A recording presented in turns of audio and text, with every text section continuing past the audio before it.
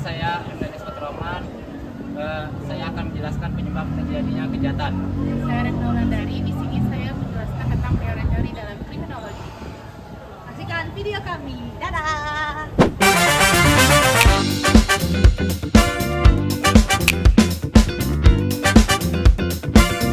Halo semuanya, perkenalkan aku Prasetya Wulandari. Di sini aku menjelaskan apa itu kejahatan. Kejahatan merupakan fenomena yang mungkin pernah terjadi di lingkungan sekitar kita.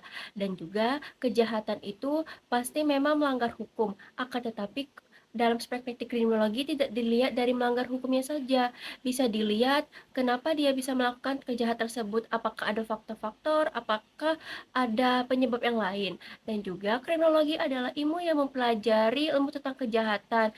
Bagaimana pelaku ini bisa melakukan kejahatan, dan juga ada cara penanggulangannya, kenapa orang ini bisa melakukan suatu kejahatan, apakah ada faktor genetik atau ada faktor sosial dan atau ada faktor lingkungan.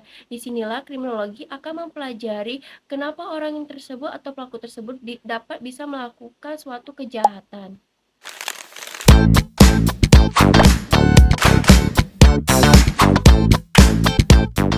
Baik, di sini saya akan menjelaskan mengenai pengertian dari kejahatan.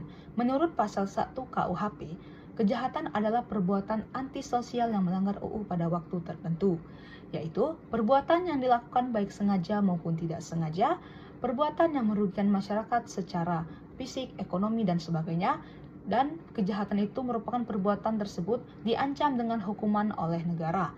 Jadi, secara yuridis formal, kejahatan merupakan perbuatan manusia yang bertentangan atau melanggar kaidah-kaidah hukum pidana. Selanjutnya, yaitu pengertian kejahatan menurut para ahli. Yang pertama itu adalah dari Sutherland.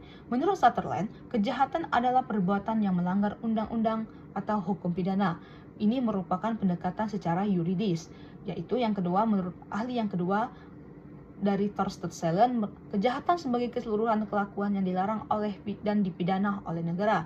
Itu merupakan pendekatan sosiologis. Dan menurut Bonger, kejahatan adalah suatu perbuatan yang sangat antisosial terhadap mana negara beraksi secara sadar dengan memberikan penderitaan. Ini merupakan pendekatan secara yuridis sosiologis. Dan yang menurut ahli yang terakhir, itu merupakan dari Hofnages, kejahatan dipengaruhi oleh frekuensi kejahatan yang terjadi dalam masyarakat. Ini merupakan pendekatan psikologis.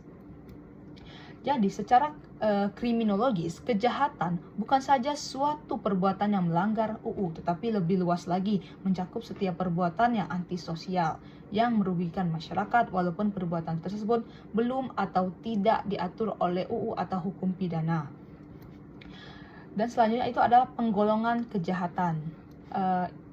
Penggolongan kejahatan itu seperti misalnya ada kejahatan ekonomi atau economic crime, kejahatan seksual atau sexual crime, kejahatan politik atau politic crime, dan kejahatan lainnya misalnya penganiayaan. Ini merupakan berdasarkan dari motif pelaku.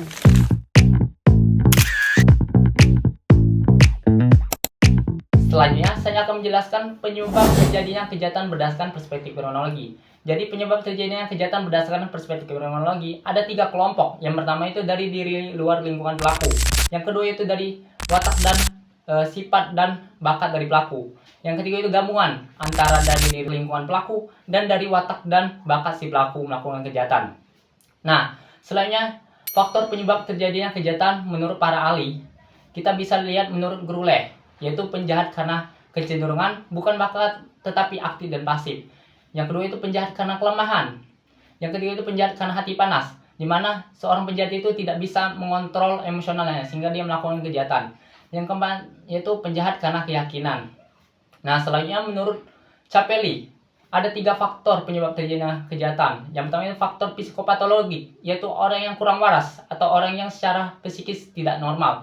Yang kedua yaitu faktor organis, yaitu orang yang menderita gangguan fisik pada waktu telah cukup umur atau sejak dia masih kanak-kanak. Yang ketiga itu faktor sosial atau faktor adanya kesempatan, di mana contohnya pelaku itu melihat adanya kesempatan saat dia ingin mencuri motor, di mana motor itu masih tercantol kunci motor, sehingga dia ingin mencoba menghidupkannya, sehingga hiduplah motor tersebut. Nah, karena ada kesempatan, dia mencuri motor tersebut.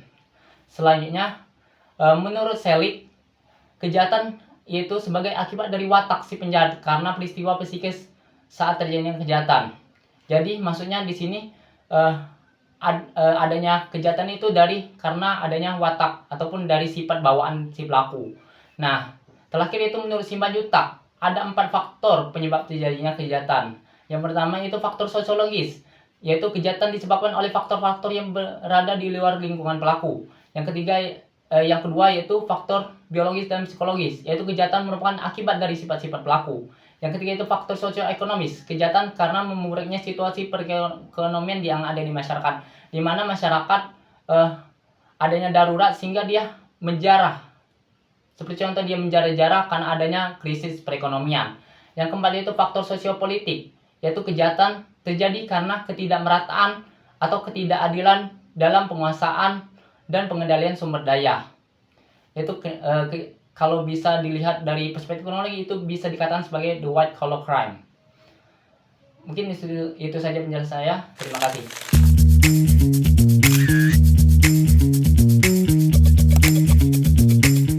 Halo semuanya. Oke, kenalin, nama aku Retno Wulandari. Di sini aku mau ngejelasin tentang teori-teori dalam kriminologi. Untuk mengetahui mengapa seorang itu melakukan kejahatan, di sini para ahli banyak mengemukakan beberapa teori yang akan aku jelaskan. Teori pertama, yaitu teori klasik. Teori ini menjelaskan bahwa manusia itu memiliki kehendak bebas dan melakukan kejahatan itu berdasarkan pilihan rasional, yaitu mempertimbangkan keuntungan dan juga kerugian. Teori kedua yaitu teori positivis. Teori ini berpendapat bahwa perilaku kejahatan itu dapat dari faktor yang di luar kendali individu seperti faktor biologis, psikologis, dan juga lingkungan. Teori ketiga yaitu teori social difference association. Merupakan teori yang menjelaskan bahwa kejahatan itu berasal dari interaksi dengan orang lain, khususnya dalam lingkungan pergaulan. Keempat, teori strength. Teori ini mengemukakan bahwa kejahatan terjadi karena adanya tekanan antara tujuan dan cara yang tersedia untuk mencapai tujuan tersebut. Teori terakhir yaitu teori kelima merupakan kontrol sosial. Teori tersebut menjelaskan bahwa kejahatan itu berasal dari lemahnya ikatan individu dan juga masyarakat, seperti kurangnya kontrol di sekolah, rumah, dan juga keluarga ataupun lingkungan sosial. Dengan adanya teori-teori tersebut, kita memahami bahwa kejahatan itu tidak berasal dari sudut satu pandang saja. Sebagai kesimpulan, kejahatan merupakan fenomena sosial yang kompleks dan dipengaruhi oleh berbagai faktor, baik individu, lingkungan, ekonomi maupun sosial. Berbagai teori kriminologi membantu kita memahami penyebab terjadinya kejahatan secara mendalam. Nah, dengan memahami hal tersebut, diharapkan kita dapat bijak dalam menyikapi kejahatan serta berkontribusi dalam upaya pencegahannya. Terima kasih. Wassalamualaikum warahmatullahi Terima wabarakatuh. kasih sudah menyaksikan video kami, semoga bermanfaat. Kami akhiri. Wassalamualaikum warahmatullahi wabarakatuh.